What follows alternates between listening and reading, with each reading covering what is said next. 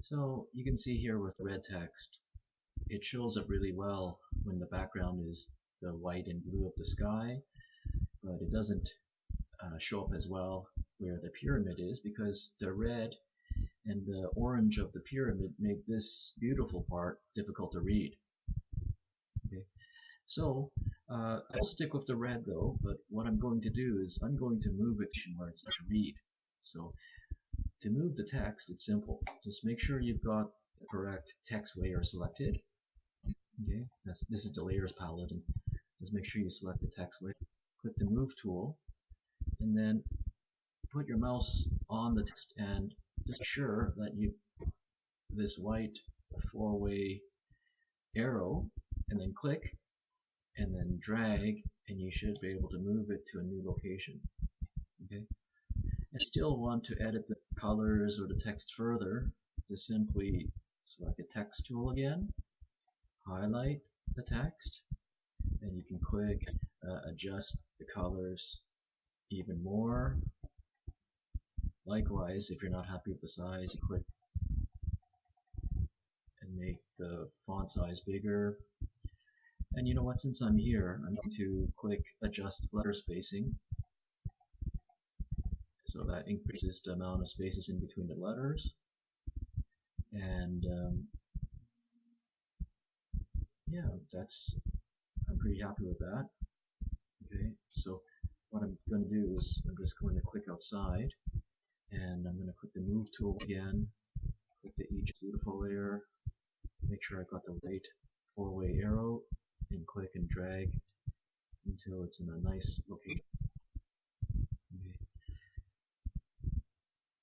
Now, if I want to add more text, it's simple as clicking the text layer again, clicking on a new spot, and begin typing. Now, maybe this time around,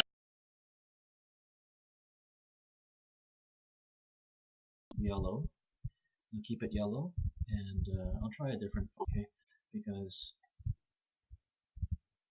I just want to show you that it's not always good to have this font necessarily. So I'll try a slightly different one. Make it even bigger, 64.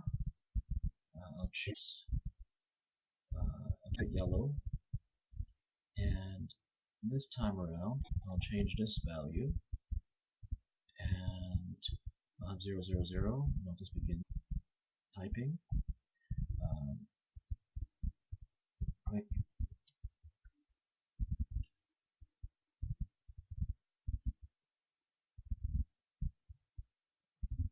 Okay.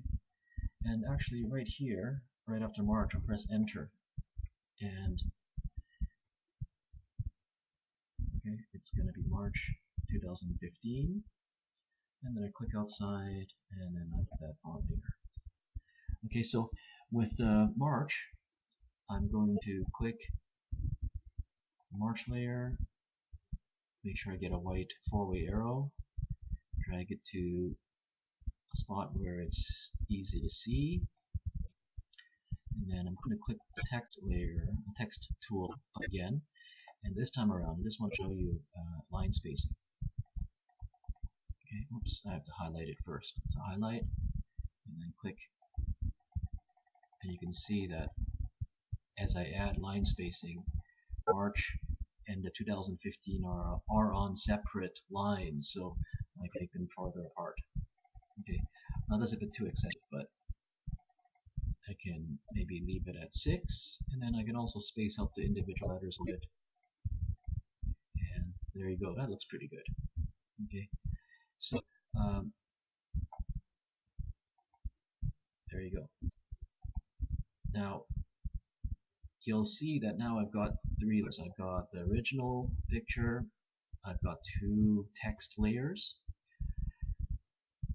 What I want to do is I want to lock in these text layers, and I also want to convert this picture from an XCF file to a JPEG file. Okay, so what I'm going to do is I'm going to click, And then I'm going to merge visible layers down here, and final merge layer should not have expanded as necessary. Just click merge, and you'll notice that the three layers are now just one layer. If I try to move, for example, the letters, it move. It's now actually part of the background. Everything's locked in. Okay. So what I'm going to do is I'm going to click File, and then I'm going to export as. Okay.